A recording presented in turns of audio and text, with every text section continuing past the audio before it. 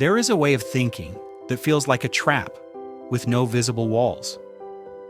A conversation ends, and somewhere in your mind, a recording begins to play. You replay every word. You analyze every pause. You dissect the tone of their voice, the expression on their face, looking for evidence of something you cannot quite name. Did they seem annoyed? Did you say something wrong? What if they misunderstood?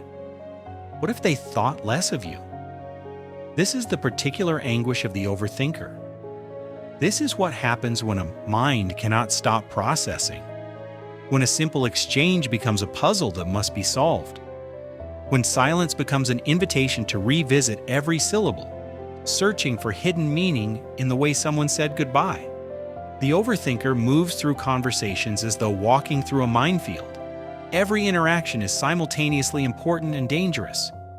Every word they speak is immediately cataloged and analyzed.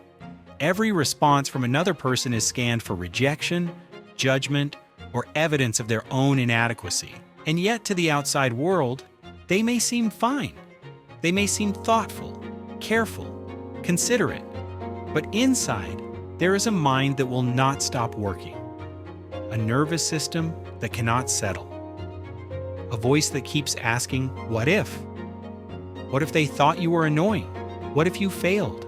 What if you are not enough? This is the story of what happens when thinking becomes suffering. This is the story of the overthinking mind. Chapter 1: Recognition, Emotional Beginning. A conversation ends, and the real conversation begins. The overthinking mind does not have the luxury of simply moving forward.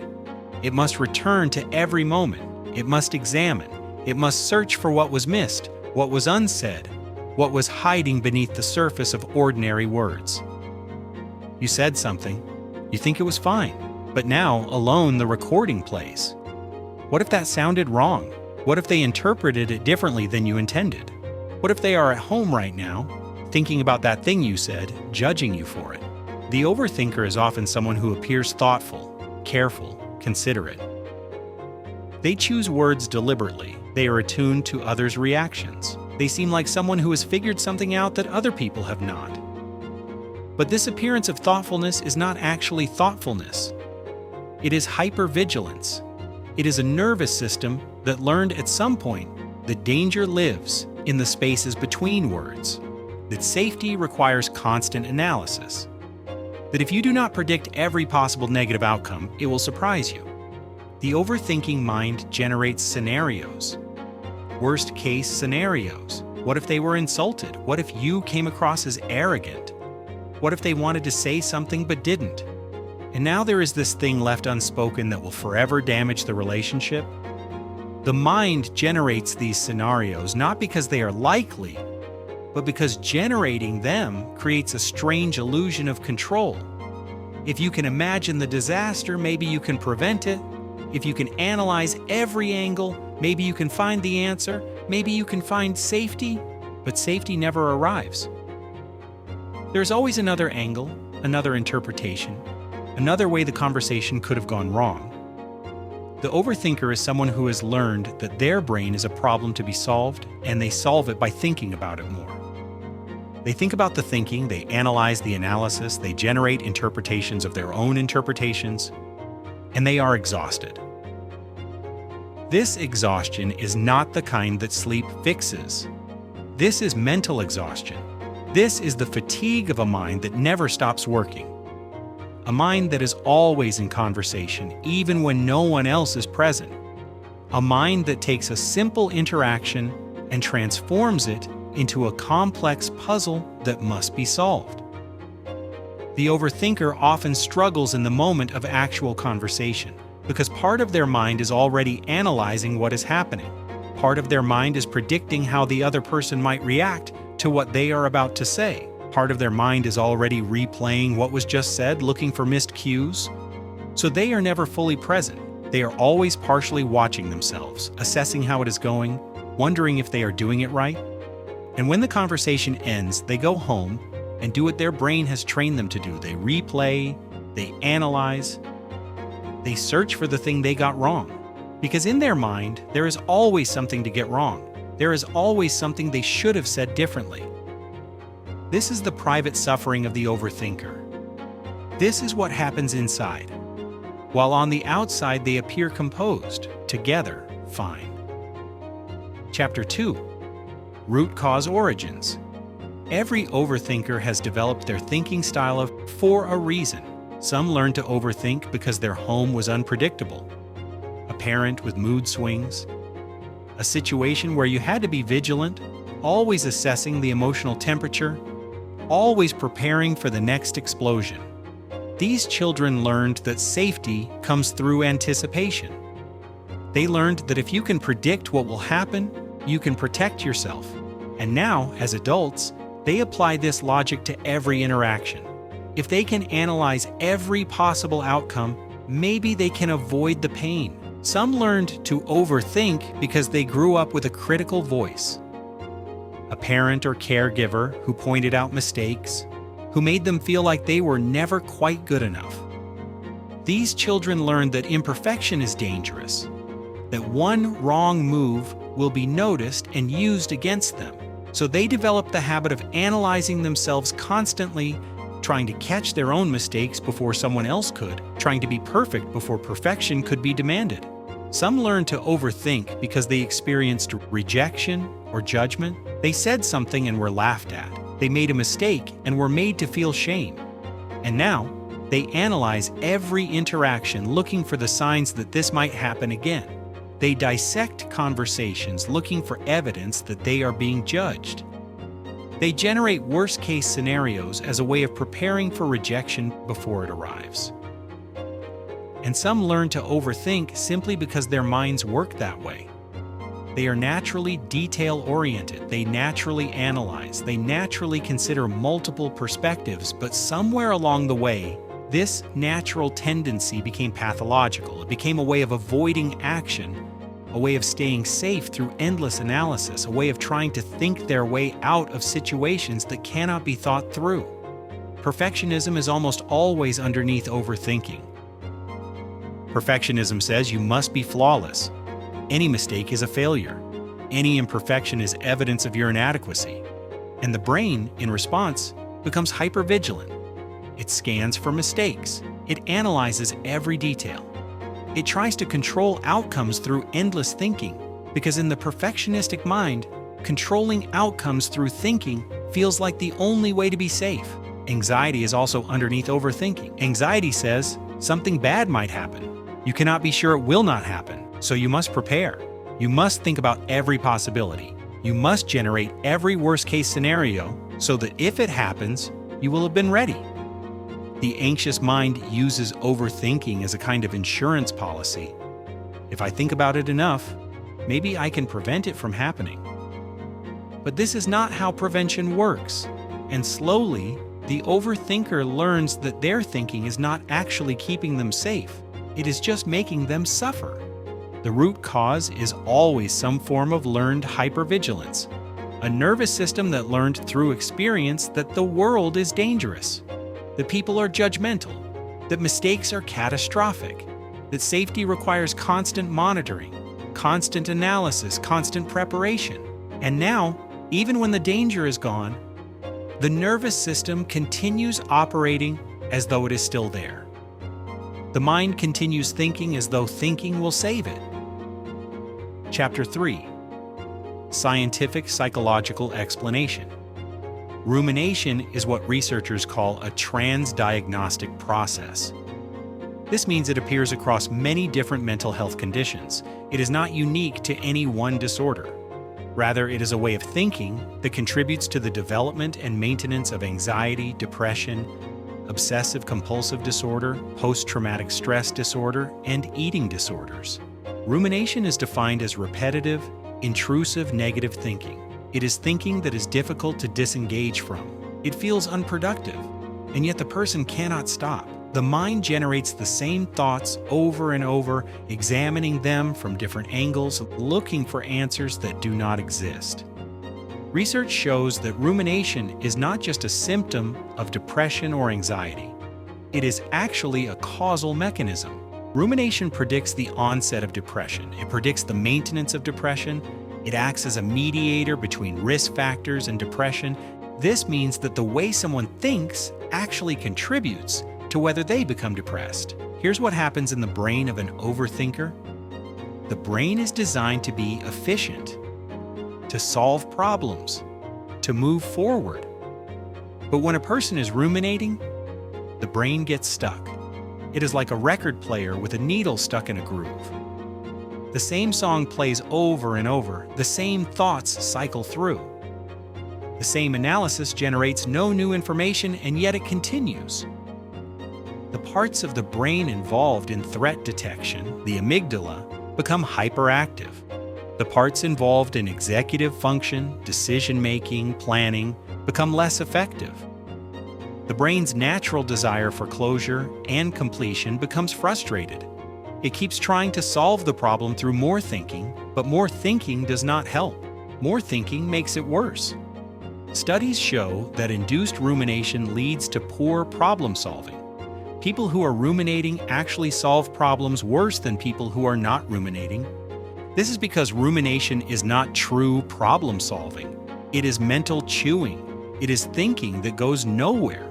Perfectionism plays a significant role in this cycle.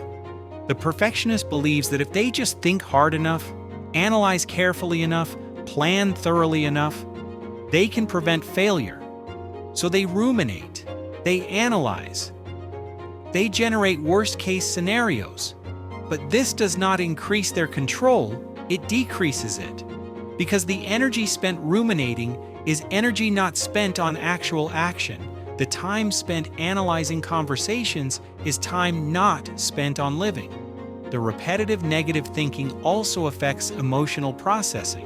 When someone is ruminating on a negative event, they become more hopeless about the future. They remember more negative things from their past. They interpret current events more negatively. The rumination does not help them process the original negative event. It actually amplifies their entire negative worldview. And there is a physical cost as well. Rumination initiates and sustains stress. When someone is ruminating, their stress system is activated, their cortisol levels are elevated, their nervous system is in a state of alert. Over time, this chronic activation has effects on sleep, on immune function, on cardiovascular health. The brain is neuroplastic. This means it can change.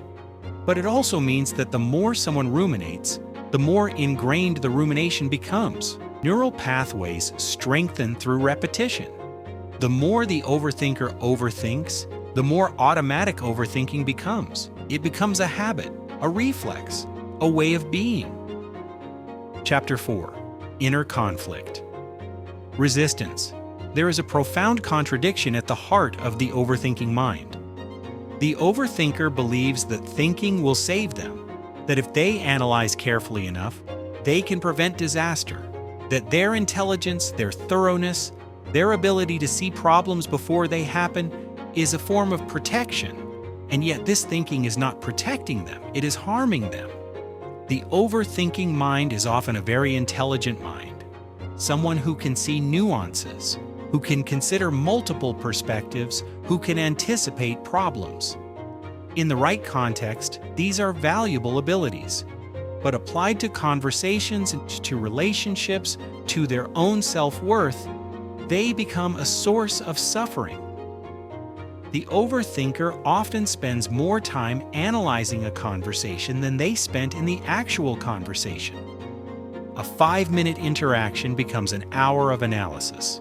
A simple text becomes a source of endless interpretation.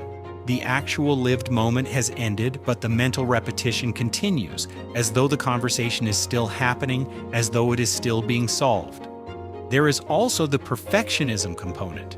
The overthinker often has impossibly high standards for how conversations should go.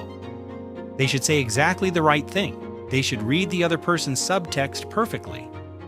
They should anticipate all possible reactions, and when they do not, which is always because these standards are impossible, they analyze why. What did they miss? What should they have done differently? This creates a strange form of paralysis. The overthinker wants to send a text, but first they write and rewrite it dozens of times. They want to speak in a meeting, but they rehearse in their mind, examining how it will be received. They want to be present in a relationship, but they are partially absent, assessing how they are being perceived. The fear of judgment is often underneath all of this. The overthinker has learned, somehow, that they are being scrutinized, that their every action is being evaluated, that one mistake will be fatal to their relationships or their reputation. So they become hypervigilant. They scan conversations for signs of judgment. They interpret ambiguous reactions as criticism. They generate worst-case scenarios where their worst fears are confirmed. Harm. And the deepest fear is often that they are not enough, that if people really knew them, really understood how much they overthink, really saw the insecurity underneath, they would leave. So the overthinker works hard to appear put together, to seem like they have it figured out, to present a version of themselves that is more confident, more certain, more capable than they actually feel. This is exhausting. This is unsustainable. And yet stopping feels dangerous. Because if they stop analyzing, if they stop preparing, if they stop trying to control outcomes through thinking, then what? Then they are vulnerable. Then they might fail. Then they might be judged. Chapter 5. Turning Point Realization. The turning point often comes through exhaustion. A person realizes at some point that they are tired. Not physically tired, though they are often that too, but mentally tired, tired of the endless loops. Tired of analyzing, tired of replaying conversations, tired of preparing for disasters that never happen. It might come when they notice how much of their life they are missing, how conversations that are happening are being experienced only partially, because part of their mind is still in the last conversation, analyzing, how relationships are strained because they are not fully present, not fully available, always partially checked out and assessing. It might come when someone they love says, "You are not really here, are you?" And they realize it is true. Even in moments of intimacy, of connection, part of them is watching, analyzing, preparing. They are never fully in the moment because their mind is always running scenarios, always assessing, always in conversation. It might come through therapy, through sitting across from someone who reflects back the pattern, someone who says, "I notice you are analyzing this conversation right now. I notice you are wondering if you said the right thing. I wonder what that is like, to never be able to just be present." And in that moment, something shifts. The overthinker sees their own pattern as a pattern, not as normal thinking, not as who they are, but as something that developed, something that can be questioned, something that does not have to continue. The turning point might also come through recognizing that the worst-case scenarios they generate almost never happen. They replay conversations obsessively. They imagine rejection, judgment, damage, and then life continues. The person they were worried about calls them the next day, as though nothing happened. The relationship they feared they damaged is fine. The disaster they prepared for did not arrive. And slowly a question emerges. What if my thinking is not actually keeping me safe? What if I am suffering for nothing? The turning point is when the overthinker begins to doubt the usefulness of their own mind. This is destabilizing because the mind has been their tool, their weapon, their way of trying to stay safe. To doubt it means questioning the logic that has held them together. But it is also the beginning of freedom. Chapter 6. Healing Integration. Healing from overthinking is about learning that your mind does not have all the answers. This is different from healing from trauma or anxiety disorder, though it often overlaps with those. Healing from overthinking is about learning that some questions cannot be answered through more thinking, that some conversations can simply be allowed to end, that some uncertainty can be tolerated without endless analysis. It starts with awareness, with noticing when you are overthinking, when you are replaying, when you are analyzing.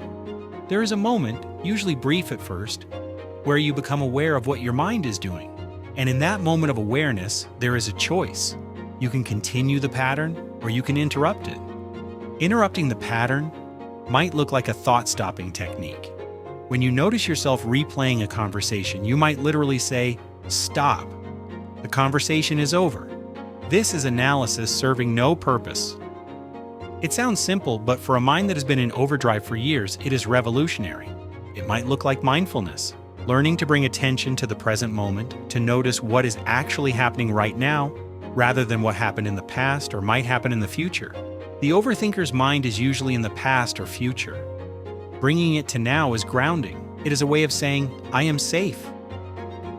Right now, in this moment, I am safe. It might look like cognitive restructuring. Learning to question the thoughts that are generating the rumination. When the mind says, "They did not like what I said," you ask, "Do I actually know that? What is the evidence? What is another interpretation?" This is not positive thinking. This is realistic thinking. It is learning to evaluate your thoughts rather than automatically believing them. It might look like behavioral change. Instead of replaying conversations, you might go for a walk. Instead of analyzing, you might engage in an activity that requires your full attention. Instead of rehearsing what you will say, you might just say it imperfectly and let it be imperfect. Healing also involves developing self-compassion. The overthinker is usually very hard on themselves. They analyze conversations to find what they did wrong. They anticipate judgment because they are already judging themselves. Learning to talk to yourself the way you would talk to a friend is part of the healing. It is recognizing that being imperfect is human. That saying the wrong thing sometimes is part of being alive. It involves letting conversations be what they are. Conversations do not have to be perfect. They do not have to be fully understood. They do not have to be solved. They can be simple exchanges that are meant to connect, to express, to simply be present with another person. Not everything requires analysis. Chapter 7, Poetic Closure. Reflection. The overthinking mind often developed as a form of protection. A mind that learned to scan for danger. A mind that learned to anticipate problems. A mind that learned to prepare for worst-case scenarios. These were survival skills once. These were useful. They kept someone safe when safety required constant vigilance. But now, the person is safe, and the mind does not know how to stop. Healing is not about eliminating the ability to think carefully. It is not about becoming careless or reckless. It is about integration. It is about learning to use that thoughtful mind in service to life, rather than in service to fear. It is about allowing the mind to analyze when analysis is useful, and to rest when it is not. The overthinker who learns to quiet their mind often finds that they become more creative, more connected, more present, because the mental resources that were being spent on analysis are now available for living. The energy that was going into worst-case scenarios can now go into pursuing what matters. The attention that was divided can now be whole. There is a particular kind of peace that comes from allowing conversations to simply end. From saying something imperfectly and letting it be imperfect. From trusting that relationships can withstand imperfection, that they can withstand misunderstanding, that they can withstand the simple human reality that we are all doing our best with what we have. If you recognize yourself in this story, if you know the particular exhaustion of a mind that will not stop, know this. Your thinking mind is not your enemy, but it is also not your savior. It is simply a tool that is very good at certain things, and perhaps not good at others. You can learn to set this tool down, not permanently, not when it is actually needed, but for the spaces in between, for the times when no analysis will help, for the moments when you are already safe and the thinking is only creating the illusion of danger. You can learn to be present in a conversation while the conversation is happening, rather than reliving it afterward.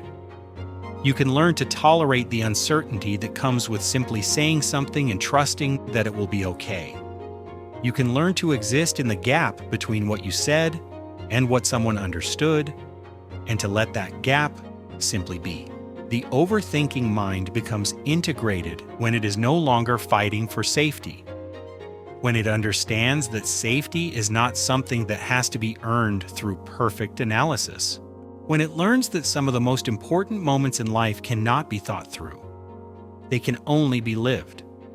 And in living them, imperfectly, uncertainly, with the simple courage of showing up as you are, something shifts. The mind, finally, can rest.